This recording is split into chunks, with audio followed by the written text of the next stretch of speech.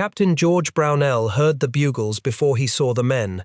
His radio call sign was King, because he commanded King Company. His battalion commander had given him one hill, one ring of foxholes, and a defensive line that was already too thin to hold. The order that night translated in plain language to one thing: hold this ground, or the whole ridge falls. The Chinese were coming up the slope of Hill 800 in the dark, and for weeks now, the men in his sector had watched American firepower fail to stop attacks exactly like this one. The night air smelled of cordite and churned earth, and the wet rot of a Korean spring. Brownell's men had been digging since dusk. Their foxholes were good. The problem was that good foxholes were about to become the most dangerous place a man could be, because Brownell was about to ask the artillery to do something that sounded like suicide. The first probing fire had come in just after dark. It was the night of May 18, 1951. The Soyang River was a few kilometers to the north, and beyond it stood the better part of 3 Chinese divisions, tens of thousands of men, all of them moving south, toward the very hill Brownell was standing on. Before we go any further, I want to ask a small favor. Cold War Impact is a small history channel, and the way these videos reach new people is simple. If you find this story worth your time, please subscribe, leave a comment, and share the video with someone who loves history the way you do. Every like and every comment tells the algorithm to show this work to more people, and that is the only thing that keeps a channel like this one alive. Now, back to that hill above the Soyang. For most of the previous winter, the soldiers of the United Nations Command had learned a hard and humiliating lesson. When the Chinese attacked at night, in number, the things that were supposed to stop them often did not. Rifles and machine guns laid down a wall of fire, and the attackers kept coming. Mortars dropped among them, and still the lines pressed forward in the dark, fed from behind by more men than the defenders could count. The popular image that came out of those battles, the image that filled American newspapers in 1951, was the human wave. A vast, disorganized mob of Chinese infantry surging uphill into the guns, trading bodies for ground. That image was powerful. It was also, in important ways, wrong, and the truth is more interesting than the myth. We will come back to that, because understanding what the Chinese were actually doing is the key to understanding why one specific invention mattered so much. But first, hold on to the feeling of that hillside. 4 companies of American infantry, a hill in central Korea, an enemy that the best weapons in the arsenal had so far failed to reliably stop, and one captain about to gamble everything on a small metal cylinder screwed into the nose of an artillery shell, a device so secret that just a few years earlier, the men firing it were forbidden from using it anywhere the enemy might recover the pieces. The weapon that broke the assault on Hill 800 was not a new rifle, not a tank, not a jet. It was a fuse, a trigger about the size of an ice cream cone, packed with miniature radio parts that allowed an ordinary shell to explode not on the ground but in the air, 30 feet above the heads of the men it was meant to kill. And to understand how that little trigger came to be sitting in American ammunition dumps in Korea in 1951, we have to go back more than a decade, to a problem that had nothing to do with Korea at all, and to a physicist who refused to let his team waste a single day. In the summer of 1940, the United States was not yet in the Second World War, but the men who ran American science could see it coming. The hardest unsolved problem in air defense at that moment was brutally simple to state and nearly impossible to solve. How do you hit a moving airplane with a shell fired from the ground? An anti-aircraft gun threw its shell up into the sky, and the gunners set a timer so the shell would burst at a chosen height. If the timing was perfect, the shell exploded near the plane. It almost never was. The plane was moving. The timer was a guess. By some estimates from that era, bringing down a single aircraft could take thousands of rounds. The dream was a shell that could sense the target by itself, a shell that knew when it was close to something and chose that instant to explode. In August of 1940, the National Defense Research Committee handed that dream to a section led by a physicist named Merle Tuve. Tuve set up his team under the Carnegie Institution in Washington, and as the work grew, it moved to a new home that would become famous in its own right, the Applied Physics Laboratory at Johns Hopkins University, established in the spring of 1942. The thing Fuze's people were trying to build sounds almost ordinary today, and was close to miraculous then. They wanted to put a tiny radio transmitter and receiver inside an artillery shell. As the shell flew, it would broadcast a faint radio signal. When that signal bounced back off a nearby object, an aircraft, the ground, anything solid, the change in the returning signal would trigger the shell to detonate. The closer the object, the stronger the echo, until at the right distance the fuse fired. Now picture what that asked of 1940s engineering. A radio set small enough to fit in the nose of a shell, glass vacuum tubes that had to survive being fired out of a cannon, an acceleration that multiplied their weight many thousands of times in an instant, and then a spin of hundreds of rotations every second. Most engineers thought it could not be done. Fuze drove his team anyway, and the way he drove them tells you what kind of man he was. He posted his rules on the wall. One of them read, "I do not want any damn fool in this laboratory to save money. I only want him to save time." Another was heavier. "Our moral responsibility," he wrote, "goes all the way to the final battle use of this unit. Its failure there is our failure, regardless of who is technically responsible for the causes of failure." He was telling his scientists that the men who would someday pull the lanyard in combat were their responsibility. That a tube which failed in a laboratory was a nuisance, but a tube which failed over a battlefield was a death sentence for someone on their own side. It was an extraordinary thing to hang on a wall, and the people who worked there never forgot it. The effort that followed was enormous and almost entirely hidden. To keep the secret, the device was given a deliberately misleading name. They called it the Variable Time Fuse, the VT fuse, a label chosen because it described nothing true about how the thing actually worked. There was no clock inside. The name was camouflage. At its peak, the program pulled in scores of companies and more than 100 factories. The cost of a single fuse fell from hundreds of dollars early on to under $20 by the war's end, and more than 20 million of them were built. It was, by some measures, one of the most expensive and most secret American weapons programs of the entire war, ranked by those who knew about it alongside radar and the atomic bomb. Its first taste of combat came not on land but at sea. On January 5, 1943, the light cruiser Helena, fighting in the Pacific, fired the new shells at a Japanese aircraft and knocked it down in a handful of rounds. For a weapon that had once needed thousands of shells per kill, it was a stunning result. From that point, the proximity fuse became one of the quiet pillars of Allied air defense. It guarded American warships against Japanese planes, and later against the kamikaze pilots who tried to dive straight into them. It defended the skies over Britain against the German flying bombs, the V-1s, those pilotless machines that fell on London. Gunners firing proximity-fused shells brought down a huge share of them before they could reach the city. But there was a rule, and the rule mattered. For most of the war, the fuse was forbidden over enemy-held land. The fear was obvious. If a shell failed to go off and fell intact into enemy hands, the Germans or the Japanese might take it apart, learn its secret, and either copy it or learn to jam it. So this war-winning device was held back, used over water and over friendly ground, kept away from any place the enemy might pick up the pieces. For years, the proximity fuse fought only where it could not be captured. Then, in the last winter of the war in Europe, the rule was finally lifted, and the fuse was turned on soldiers for the first time. The setting was the Great German Surprise Attack in the Ardennes in December of 1944, the battle the world remembers as the Bulge. And here the fuse revealed a second power, one that had nothing to do with airplanes. To understand that power, you have to understand what an artillery shell normally does to a man in a hole.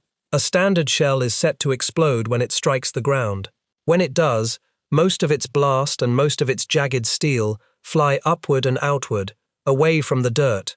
A soldier lying flat, or crouched in a foxhole, is largely shielded.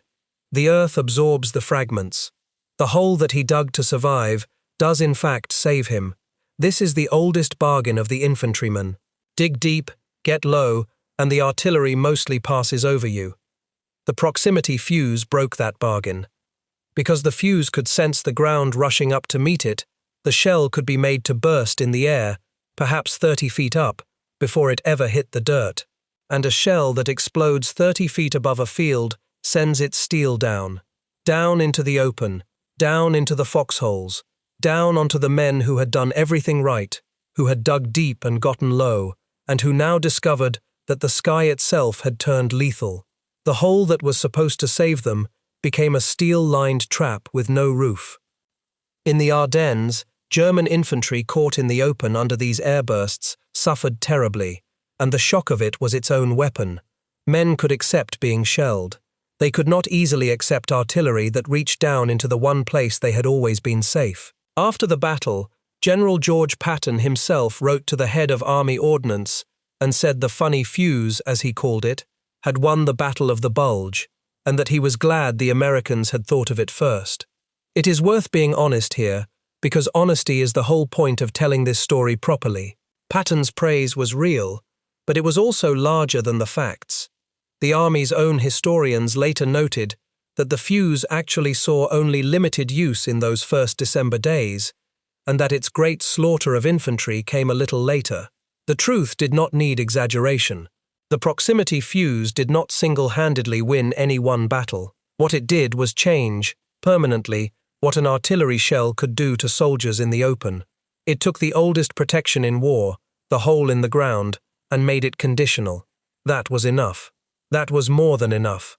And so the device existed.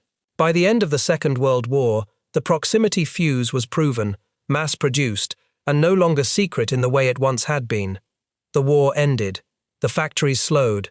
The fuses went into storage. The men who had built them went back to civilian laboratories. And for a few short years, the world mostly forgot what that little radio trigger could do to an army caught in the open.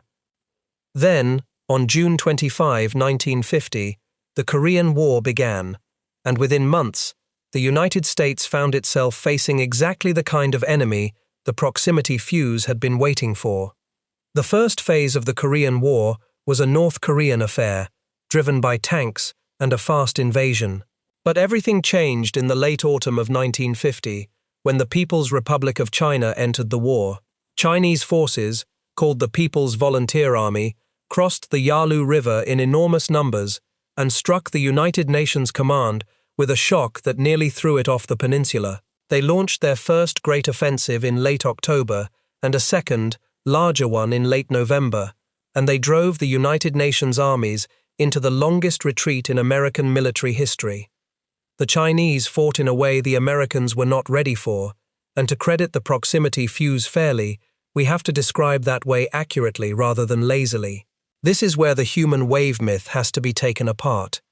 The popular picture, then and now, is of dense mobs of Chinese soldiers charging uphill shoulder to shoulder, throwing their bodies at machine guns until the defenders ran out of bullets. That picture is mostly false.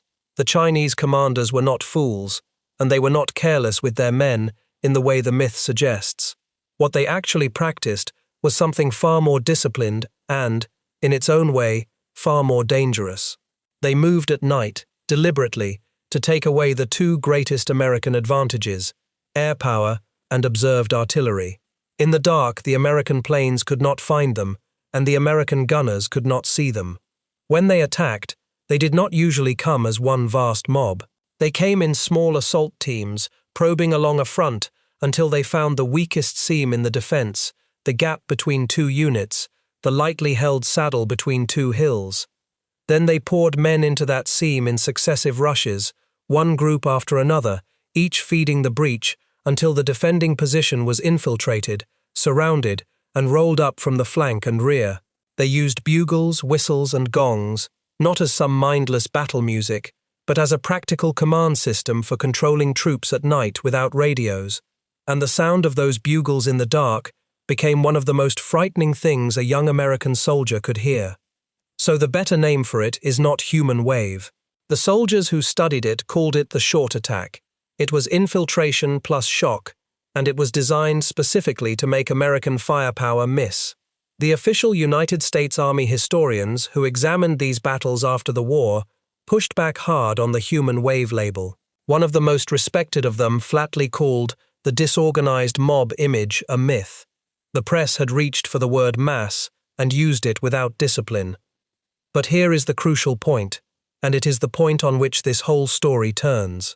Even a disciplined infiltration attack, even the smartest short attack, eventually needs to put a lot of men on the ground, in the open to take a defended hill.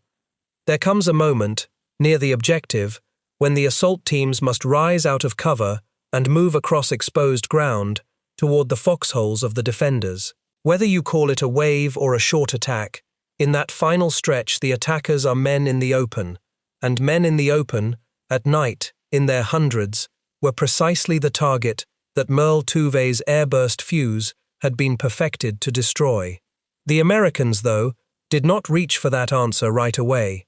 Through the terrible winter of 1950 and into the early months of 1951, the United Nations Command was reeling, retreating, and relearning.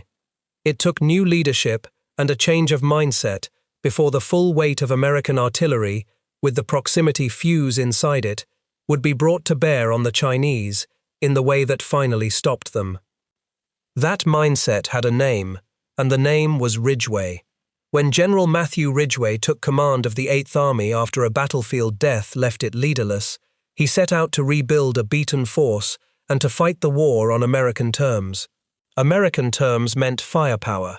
Ridgway put it in words that the artillery branch would quote for generations. There is a direct correlation, he said, between piles of shells and piles of corpses. The bigger the former, the smaller the latter. He meant that every shell fired was a soldier's life saved on his own side, and he intended to fire a very great many shells. His successor as 8th Army commander, General James Van Fleet, took that philosophy and made it doctrine. Van Fleet ordered his gunners to fire at rates far above the normal allowance, several times the standard expenditure, so much fire that the practice earned its own nickname, the Van Fleet load. The idea was blunt and deliberate. Stop the Chinese with steel, not flesh. Spend shells so you do not have to spend men. And when the next great Chinese offensive came, that doctrine, married to the proximity Fuze, would produce one of the most one-sided slaughters of the entire war. Before that, though, the new approach was tested at a place that became legendary, a crossroads village called Chipyong-ni in February of 1951. There, a single American regimental combat team, the 23rd, commanded by Colonel Paul Freeman, along with an attached French battalion, chose to stand and fight in an all-around perimeter while the Chinese flowed around and past them. They were surrounded, cut off, and assaulted for night after night. They did not break. The defenders fought from their foxholes while American artillery hammered the attackers in the dark. And when the siege was lifted, the Chinese had lost thousands of men against a few hundred defenders. Chipyong-ni proved that a determined perimeter, backed by massed artillery, could shatter the short attack. It is often called the Gettysburg of the Korean War, the place where the tide began to turn. What Chipyong-ni showed in February, the spring would prove on a far larger scale. In the middle of May 1951, the Chinese launched the second part of their Great Spring Offensive, throwing the bulk of their strength against the eastern and central portions of the United Nations line. They aimed to overwhelm the defenders by sheer concentration, to find the seams and pour through them, and to win before American firepower could be brought fully to bear. They chose to strike, among other places, a stretch of high ground held by the United States 2nd Infantry Division, and it was there, on a hill numbered 800, that the captain we began with was waiting. Now we can return to that hillside, and to the gamble. Lieutenant Colonel Wallace Haynes commanded the battalion that held Hill 800 and the ground around it. Haynes understood his situation with cold clarity. He had 4 companies of infantry and a great deal of artillery on call behind him, and he was about to be attacked by a force many times his size. So he told his company commanders something that must have chilled them to hear. He told them that if the enemy came in the numbers expected, it might become necessary to fire their own American artillery directly onto their own positions, using the proximity fuse for its airburst effect. Read that again, because it is the heart of this story. The plan was not to fire artillery in front of the defenders, the plan was to fire it on top of them. The whole bargain of the foxhole, dig deep, get low, survive the shelling, was about to be turned upside down on purpose, but this time in the Americans' favor. The defenders would be down in their holes, hugging the bottom, protected by the earth around them and by the steel of their own discipline. The attackers would be above ground, in the open, swarming across the surface of the hill, and the proximity fuse, bursting overhead, would send its steel down onto everyone standing up, while mostly sparing everyone lying down. It was a way to turn your own position into a killing ground without dying in it, but only if your men held their nerve and stayed low, and only if the artillery was accurate, and only if the fuses worked. On the night of May 18 into May 19, the Chinese came, and they came in exactly the numbers Haines had feared. The probing attacks gave way to full assaults. The slopes of Hill 800 filled with men climbing toward the American foxholes in the dark. The defending companies fired until their weapons glowed, and still the attackers closed in, working up the hill in rush after rush, exactly the short attack the Chinese had perfected, the seam-seekers looking for the gap. And then Captain Brownell, commanding King Company, made the call that Haines had warned them all might come. He got on the radio to the artillery, and he asked them to drop proximity fused shells squarely on top of his own company. The first shell burst overhead within a minute. Then the sky over the hill came apart. According to the United States Army's own official combat history, 2,000 rounds of 105mm artillery fell on and around that company in the next 8 minutes. The shells did not strike the ground and throw their fury upward into nothing. They burst in the air, 30 feet up, again and again and again, and rained jagged steel straight down onto the surface of the hill. The Americans pressed themselves into the bottoms of their foxholes and let it happen above them. The Chinese, caught upright in the open in the middle of their assault, had nowhere to go. The one place a soldier instinctively seeks under shell fire, the surface of the earth, pressed flat against the ground, was now the most dangerous place on the hill, and the holes that might have saved them belonged to the defenders. Brownell reported back to his battalion commander in words that the historians preserved exactly. "The position," he said, "is completely covered with fire. Nothing could live above ground in this." Those few words, spoken by a man standing in the middle of the work, are the whole meaning of the proximity fuse in a single breath. The defenders lived because they were below ground. The attackers died because they were above it. When the long night finally ended and the gunfire faded into the grey of morning, the slopes of Hill 800 told the story in a way no report could. The fresh Chinese regiment that had been thrown against that position had been shattered, broken mainly by the sheer weight of the artillery, and several hundred of its dead lay on the hillside, with figures from the American accounts placing the number near 800. And the artillery total behind that single defended sector is almost difficult to believe. The Field Artillery Battalion supporting Haines's men, the 38th, fired more than 10,000 rounds in support of that one battalion during that fight. Division records put the precise figure at nearly 12,000 rounds of 105mm shells in a single 24-hour stretch. It was a record for the battalion.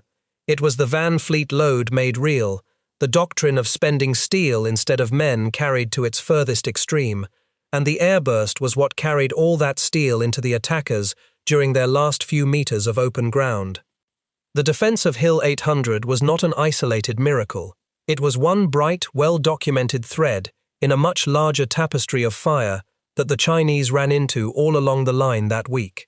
In the same battle, below the Soyang, other American units reported the same grim arithmetic. A Netherlands battalion fighting in the United Nations Command described Chinese soldiers advancing in great numbers, walking upright through the artillery, and being cut down as they came. Nearby, the 23rd Infantry, the same regiment that had held at Chipyong-ni, inflicted thousands of casualties on the attackers in front of its positions. Step back and look at the whole week, and the numbers stop sounding like a battle and start sounding like an avalanche. In a single 7-day stretch in the second half of May, the artillery battalions supporting one American corps fired more than 300,000 rounds, thousands of tons of steel. On one single day, May 22, that corps guns fired close to 50,000 rounds. This was the wall the Chinese spring offensive ran into. Not a thin line of riflemen trading bullets, but a storm of air-bursting steel falling out of the night sky onto every group of men that tried to cross open ground. The result was a catastrophe for the attacking forces. The Great Chinese Spring Offensive of 1951, an effort involving hundreds of thousands of soldiers, broke against the United Nations defense and the firepower behind it. The Chinese commander had expected to trade casualties at a manageable rate and to win ground. Instead, the exchange ran wildly against him. In some battles that spring, the casualty ratio reached 10-1 and worse, 10 attackers falling for every defender. Across the whole spring offensive, the Chinese losses ran to the order of 100,000 men. The drive to overwhelm the United Nations line failed, and it failed so completely that the strategic shape of the entire war changed because of it. After that spring, the Chinese and North Koreans never again came close to overrunning the peninsula. The front stabilized roughly where the two sides had collided, near the old line at the 38th parallel. The war did not end, but it changed character. It settled into 2 more years of brutal positional fighting over named hills and outposts, a grinding stalemate that lasted until the armistice was finally signed in July of 1953. The line where that war froze is, very nearly, the line that still divides Korea today. It would be a lie to tell you that one fuse did all of that. It did not, and the honest version is better than the legend. The thing that broke the Chinese offensives of 1951 was the staggering total mass of American artillery, the Van Fleet load, the willingness to spend shells by the hundreds of thousands. The proximity fuse was not the whole of that firepower. It was the cutting edge of it. It was the part that let all those shells reach the enemy in the one place the enemy was most vulnerable and had always before been safe, standing in the open, in the dark, in the last rush toward the foxholes. Massed artillery without the airburst would still have been deadly. With the airburst, it became something closer to annihilation. The fuse did not win the war by itself. It made the firepower that did win it perhaps several times more lethal than it would otherwise have been, and against an enemy whose entire method depended on crossing open ground at night, that multiplier was decisive. There is a quiet irony in all of this that deserves to be spoken plainly. The proximity fuse was conceived to solve a completely different problem. Merle Tuve and his physicists built it in 1940 to knock airplanes out of the sky. They were thinking about anti-aircraft fire, about the impossible geometry of hitting a moving plane with a timed shell. They were not thinking about a hill in Korea a decade later, or about infantry climbing through the dark toward a ring of American foxholes. And yet the very property that made the fuse deadly to aircraft, its ability to sense a target and burst at just the right instant, turned out to be exactly the property that made it deadly to massed infantry. A device built to defend the sky ended up ruling the ground. And like so many of the people who built and used the decisive tools of that era, the men closest to this story mostly slipped back into ordinary life without fanfare. Merle Tuve, the demanding physicist who told his team that their moral responsibility ran all the way to the battlefield, returned to science after the war and became a distinguished researcher in fields far removed from weapons, a man more interested in the structure of the earth and the faint signals of distant stars than in the killing power he had helped create. The artillerymen who fired those 12,000 rounds in a night, the forward observers who did the mathematics of death in the dark, the infantry captains like Brownell who found the nerve to call the fire down onto their own heads, went home, took off their uniforms, and for the most part never spoke publicly of what they had done on a numbered hill above a Korean river.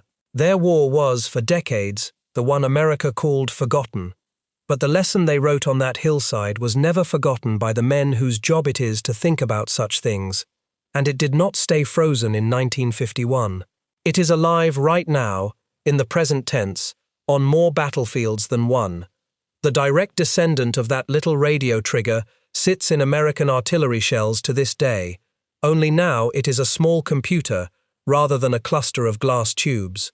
The modern version is called the multi-option Fuze for artillery, and a single one of these devices can be set in the field to burst on contact, after a delay, at a timed moment, or, just like its ancestor, in the air, at a sensed height above the ground. It can be dialed to airburst about 9 or 10 meters up, almost exactly the height that proved so lethal in 1951, and the United States Army has spent hundreds of millions of dollars to put these fuses in its inventory. The principal Fuze team proved over the Pacific and perfected over Korea has simply been miniaturized and made programmable. You can see the same idea at work in the war in Ukraine, where artillery has once again become, in the old phrase, the king of battle, responsible for the great majority of casualties on both sides. There, programmable airbursting munitions are used not only against troops in the open, but increasingly against small drones in the sky, a strange echo of the Fuze's original anti-aircraft purpose, the wheel of its history coming back around to where it began. And nowhere is the lesson of 1951 more relevant than on the peninsula where it was written. The Korean War never formally ended. The two sides remain separated by a fortified line, and along that line, the single most feared weapon has never stopped being artillery. North Korea today fields one of the largest artillery forces on Earth, much of it positioned within range of the South Korean capital. As recently as the spring of 2026, North Korean state media showed its leader inspecting a new self-propelled howitzer being rushed into frontline service, a gun he claimed could reach targets more than 60 kilometers away, presenting it as a decisive advantage in any future land battle. It is worth keeping a clear head about that threat, in the same spirit of honesty that this whole story demands. The popular notion that North Korean guns could flatten the southern capital in a matter of hours, killing untold numbers, has been challenged by careful recent analysis suggesting the likely death toll in such an attack, while still a tragedy, would more probably be measured in the hundreds to the low thousands, rather than the apocalyptic figures often repeated. The point is not that the artillery threat is small. The point is that on the Korean peninsula, as on the hill above the Soyang, the central question has not changed in 75 years. What happens when one side can put a storm of steel onto the other side's ground? That question was asked by the Chinese short attack in 1951, and it was answered by air-bursting shells falling out of the dark. The men climbing Hill 800 that night believed, with the hard-won confidence of an army that had bested American firepower all winter long, that numbers and darkness and infiltration would carry them over the top one more time. They did not know that the Americans had quietly relearned an old trick from a different war. They did not know that the foxhole, their enemy's foxhole, had been turned into a shelter, while the open ground they had to cross had been turned into a roof of falling steel. They did not know that a device built a decade earlier to kill airplanes was waiting in the shells above them. Captain Brownell knew. He looked at the impossible arithmetic of his thin line against their massed assault, and he understood that he had the one thing that could reverse it. He keyed his radio and called the fire down on his own position, and then he and his men pressed themselves into the earth and let the sky do its work. Nothing could live above ground in this, he said, and on that hill, on that night, nothing did. The proximity fuse did not end the Korean War. It did not by itself save South Korea, and the honest historians have always been careful to say so. But on a numbered hill above the Soyang River, in the middle of the bloodiest offensive of that war, it answered the question that had haunted the United Nations command all through the long retreating winter. It showed that the massed night attack, the thing that had seemed unstoppable, could be stopped, and it showed exactly how. Get your men below ground. Put the steel above the enemy. Let the oldest protection in war, the dirt itself, change sides. That answer, found in the dark over a single Korean hill, is part of why the line on the peninsula sits today almost exactly where the fighting left it. The weapons have grown smarter since 1951. The Fuze has become a computer. The howitzers reach farther. But the lesson that the soldiers and the scientists wrote together, one in a Washington laboratory and the others on a hillside half a world away, is the same lesson the peninsula still lives by. In the end, it came down to a small radio trigger, a captain willing to call fire onto his own head, and a few hundred meters of open ground that the enemy could not cross.